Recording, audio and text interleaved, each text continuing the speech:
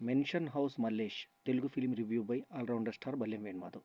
Cinema నిడివి 121 నిమిషాల 9 సెకండ్లు. అడ్డెడ్ సర్టిఫికేటు 6 మార్చు 2026న ఈ సినిమా విడుదలైంది. ఈ సినిమా ప్రధాన తారాగణం ఎవరయ్యా అంటే శ్రీనాథ్ మాగంటి హీరోగా చేశాడు మల్లేష్గా.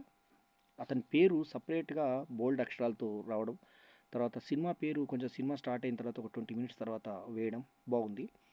గాయత్రి రమణ జ్యోతిగా హీరోయిన్గా పూర్తిగా పల్లెటూరి వాతావరణంలో కనబడుతుంది. ఆమె వదినగా కామాక్షి భాస్కర్లా నటించింది. మురళీధర్ గౌడ్ ఓ సంధానపరిచే ఒక అద్భుతమైన క్యారెక్టర్ని వేయగా, రాజ్ కుమార్ కసిరెడ్డి తన ఆంధ్ర యాసతో అలరించిన తెలంగాణ మాండలిక సినిమాలో ఆంధ్ర నుంచి నేను తరిమేశారు అందుకే అంటూ ఒక అందమైన డైలాగ్ పెట్టి తన ఆంధ్ర యాసకు కూడా జత కలిపారు. మంచి డైలాగు. సాయి ప్రసన్న కుండ్ర ఇంట్లో పని మనిషిగా చలాకి పాత్రను చూపించింది. ఆమె ఇట్లా చిన్నపిల్లల్లాగా ఇలా పిరుదులు ఇట్లా కదుపుతూ వెళ్ళేటువంటి సన్నివేశాలు ఆమె బ్యాక్ని క్లోజప్ చేస్తూ చూపించారు. ఆ తర్వాత విశ్వనాథ్ మండలిక ఒక ఇంపార్టెంట్ పాత్రలో నటించిన ఈ సినిమాకి బాల సతీష్ డైరెక్టర్, రైటర్ కాగా, రాజేష్ కుమార్ నిర్మాత, సురేష్ బొబిలి మ్యూజిక్, అమ్మముత్తుకే సినిమాటోగ్రఫీ, గ్యారీ బిహెచ్ ఎడిటర్. ఇక సినిమా ఎలా ఉంది ఏం సంగతి అంటే, ముందుగా ఈ సినిమా పేరు మ్యాన్షన్ హౌస్ మల్లేష్ అని పెట్టారు. మ్యాన్షన్ హౌస్ అంటే మనకందరికీ తెలుసు, బ్రాండ్ బాలకృష్ణ ప్రచారం చేసినటువంటి ఒక మందు బ్రాండ్ అది. సో మ్యాన్షన్ హౌస్ అని పెట్టకూడదని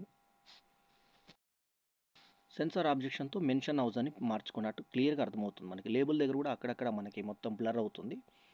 ఇంతకుముందు కూడా మిస్టర్ నోకియా అని ఒక సినిమా వస్తే నోకియా అనే బ్రాండ్ని మార్చి మిస్టర్ నూకై అని చెప్పి మంచు మనోజ్ సినిమా ఒకటి రావడం జరిగింది. అట్లా బ్రాండ్ పేరు ఉండకూడదని మెన్షన్ హౌస్ అని మల్లేష్ అని మార్చారు.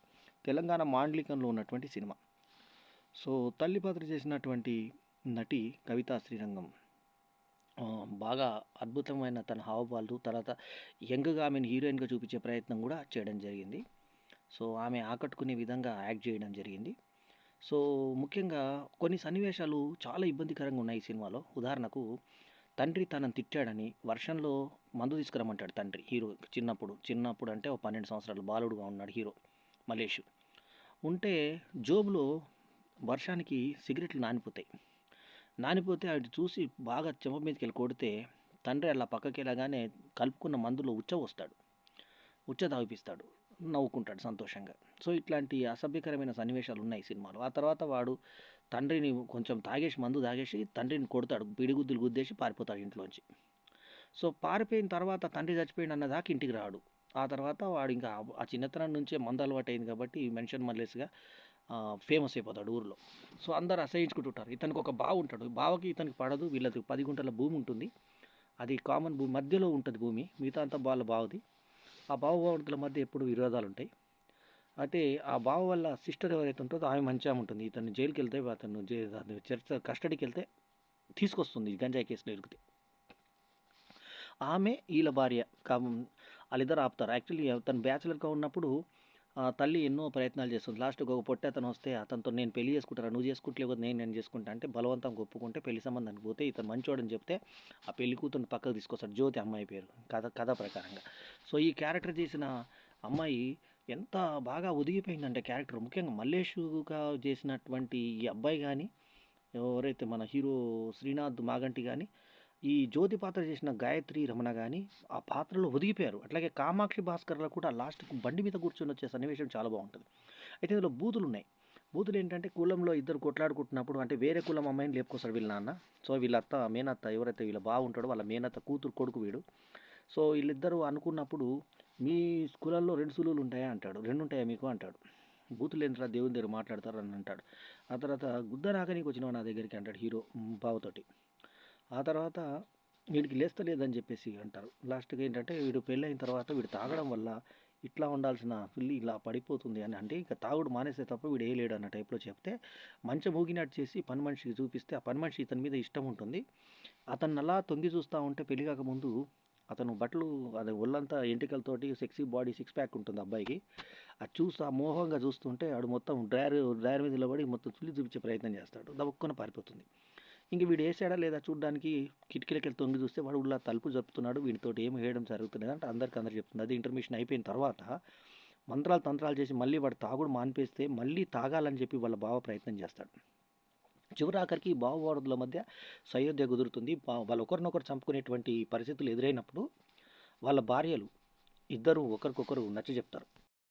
చెప్పి ఒకరినొకరు చంపుకుంటే లాభం ఏం లేదు. ఒకరినొకరు ఆత్మీయంగా చేసుకోండి అని చెప్పేసి ఈళ్ళ ఇంటికొస్తే అన్నయ్య అని చెప్పేసి ఈమె ఆత్మీయంగా మాట్లాడడం, వాళ్ళ భావన మార్చే ప్రయత్నం చేయడం.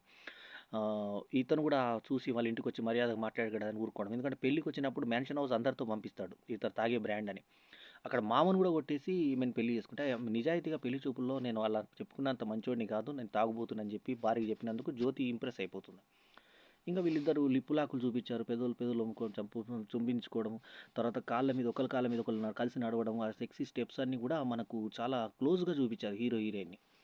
సో చివరాఖరికి వాళ్ళ భూమి ఏదైతే ఉంటుందో అది 10,00,00,000 ఆర్ఆర్ఆర్ త్రిబుల్ ఆర్ అంటే సినిమా రాజమౌళి సినిమా అంటే కాదు. అక్కడ త్రిబుల్ ఆర్ పడ్డది కాబట్టి ఇంకెక్కువ రేటు పెంచకముందే తీసుకో అంటే నీకు ఎంత క్యాష్ కావాలి నేను ఎంత కావాలంటే ఇద్దరు బావమరుదులం కదరా ఎంత అని మనకు మధ్యలో నడుస్తుంది అనుకు సరదాగా వాళ్ళిద్దరూ సయోధ్యగా సైకిల్ మీద వెళ్ళిపోవడం మన ఒక బండి మీద వెళ్ళిపోవడం క్లైమాక్స్. సో అంతకుముందు నేపథ్యంలో పెళ్ళికొచ్చి వీడు చెడగొట్టే సన్నివేశము విచిత్రంగా ఉంటుంది. అంటే కొన్ని సన్నివేశాలు ఏ సినిమాలో చూడని సన్నివేశాలు మాత్రం ఒక ఫిక్స్‌డ్‌గా ఎప్పుడో చూసిన సినిమాల సన్నివేశాలే కాకుండా కొంచెం కొత్తదనంతో చేసే ప్రయత్నం. అట్టకి శోభన మహోత్సవం అని చెప్పి ఒక బోర్డ్ పెట్టడం. ఇప్పటిదాకా ఉన్న బ్రహ్మచారి జీవితాన్ని గుడ్ బై చెప్పి ఇది మంచి సంసార జీవితంలోకి వస్తున్నానని చెప్పడం. ఇతను లేవకుండా హీరో దీన్ని లేవకుండా ఉండడం అనేది కాన్సెప్టు. ఆ హీరోయిన్ బొట్టు చెరిపినట్టుగా నటించి వాళ్ళు పని మనిషి తప్పించుకునే విధానం. లాస్ట్‌కి వాళ్ళిద్దరు ఏమి వేసుకోలేదని చెప్పి ఇట్లా పిరుదులు ఇలా జరుపుతూ ఉంటే ఆమె పిరుదుల మీదకే కెమెరా ఫోకస్ చేసి చూపించడం. సరే మొత్తానికి ఏంటంటే లాస్ట్‌కు అక్కడ ఏం జరగలేదని తెలవడం. సో ఊరందరికీ తెలవడం మ్యాటర్ లేదని. ఎస్ఐ కూడా నీకు ఆ సుఖం లేదంట కదా నాతోటి వస్తావా అన్న టైప్‌లో మాట్లాడడం. సో నేను దీన్ని కడుపు చేపిస్తానని చెప్పి ఊర్లో అతను అనడము. ఈ మన ఊరికి ఎవరైనా పిల్లలు ఇస్తారా మగతనం లేదంటే అంతే అందరు చెక్కలు ఉన్న అన్న అన్న అన్న హీరోకి తనే చెక్కటక్కడ అయిపోవడం. ఒక ముసలి వ్యక్తి పాటలు వింటున్న కొద్దీ నెలవంక పొంగి చూసిందంటూ టైప్‌లో ఏమేమి పాటలు పాడుతుంటాడో ఆయా పాటల్లో మనకి 3 పాటలు పాడతారు. అక్కడక్కడ రేడియో ఆగినట్టు. అంటే ఇక్కడికి లేవడం ఆగిపోయింది, కష్టమైంది అనేది సింబాలిక్‌గా ఒక బాగా వృద్ధ ముసలాతను కూర్చొని పాడుతుంటే ఆ శోభనానికి సింక్ చేయడం. ఆమె శోభనం రోజే వాంతి చేసుకుంటే చూడు కసిరెడ్డి అనడం. ఏంటంటే చూసావా మావాడు పెళ్ళికి రోజే శోభనం రోజే కక్కించాడు అని అనిపించడం. మొత్తానికి శోభన ఏర్పాట్లు వాళ్ళ చెల్లెలు వరుస అయిన ఆమె చేయించడము. అంటే వదిన వరుస అయిన ఆమె, ఈయనకు చెల్లెలు వరుస అయిన ఆమె. సో మొత్తానికి అట్లా గంజాయి కేసులు దొరికితే 10 కిలోల గంజాయి రాసేవేంటి అని ఒకళ్ళతో ఫోన్ చేయించి ఆమె విడిపించుకురావడము. ఆ తర్వాత ఈ కుటుంబాలు 2 కలిసిపోవడం అది కథ. సో మధ్యలో తల్లి చనిపోవడము. తల్లి చనిపోయినప్పుడు ఈ అబ్బాయి మళ్ళీ తాగడం మొదలుపెట్టడం. అది చాలా బాగుంటుంది.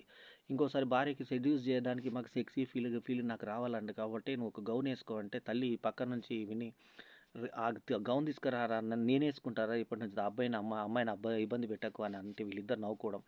తర్వాత అదే రోజు ఆమె నిద్రలోనే చనిపోవడం. అవన్నీ కూడా సన్నివేశాలు బాగున్నాయి. మెన్షన్ హౌస్ మల్లీషు సన్నివేశ బలము బాగుంది. గుద్ద నాకపోవడం, ఆ తర్వాత 2 సుళ్ళు ఉన్నాయనడం, సుళ్ళు లేవలేదనడం, ఇట్లాంటి కొన్ని మోటు మాటలు, మోటు పదాలు, డైరెక్ట్ పదాలు ఉన్నాయి ఇందులో. సో లిప్ లాక్‌లు కూడా 2 సన్నివేశాల్లో ఉన్నాయి. బాగా కౌగిళ్ళు ఏసుకోవడము, ఆ తర్వాత మొత్తం అన్నీ అయిపోయినట్టుగా ఎక్స్‌ప్రెషన్స్ అవన్నీ కూడా ఉన్నాయి. So non veg screen play ఎందుకంటే మొత్తానికి డాక్టర్ దగ్గరికెళ్ళినప్పుడు డాక్టర్ చెప్తాడు నీకు లేవడం లేదు. ఎందుకంటే బాగా తాగినోనికి ఇది అవుతుంది. అంటే ఒక మంచి సందేశం కూడా ఉంది.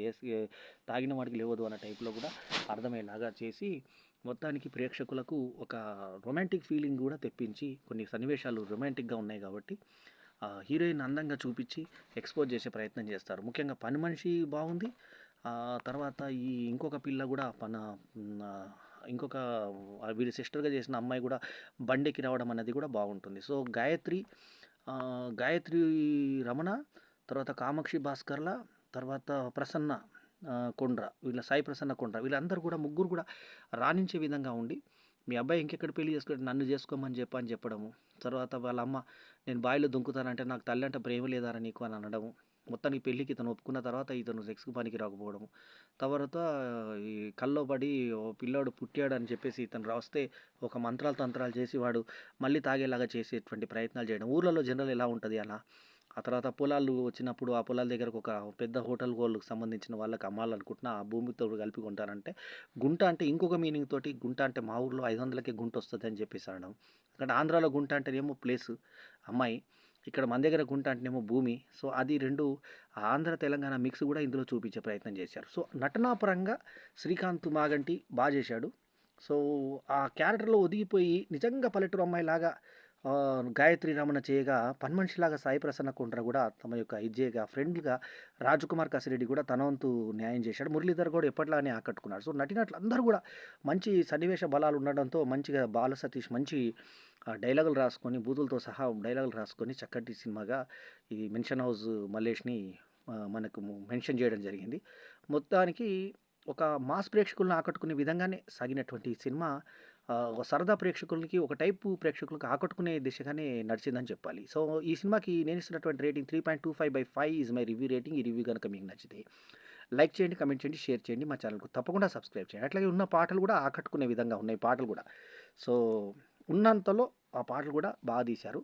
తక్కువ బడ్జెట్‌లో ఒక మంచి సినిమానిచ్చే అవుట్‌పుట్ విషయంలో కెమెరామాన్ సక్సెస్ అయ్యాడని జెప్పాలి. సో, 'ముత్తు'కే ఈ విషయంలో సక్సెస్ కాగా, ఎడిటర్‌గా గ్యారీ బీహెచ్ కూడా ఎక్కడ కూడా బోర్ కొట్టకుండా సన్నివేశాలని బాగా కట్ చేశాడు. సో, తల్లి పాత్ర చేసిన శ్రీరంగం కవిత కూడా మన ఆకట్టుకునే విధంగా సాగింది నటన అనేది. సో, ఓవరాల్‌గా ఈ సినిమాకి 3.25/5 ఈజ్ మై రివ్యూ రేటింగ్. ఈ రివ్యూ గనుక మీకు నచ్చితే లైక్ చేయండి, కామెంట్ చేయండి, షేర్ చేయండి. మా ఛానెల్‌కు తప్పకుండా సబ్స్క్రైబ్ చేయండి. ఎల్లప్పుడూ మీ ఆదరాభిమానాలను ఆశించే me all rounder star Ballem Venumadhav. నమస్తే. జై హింద్.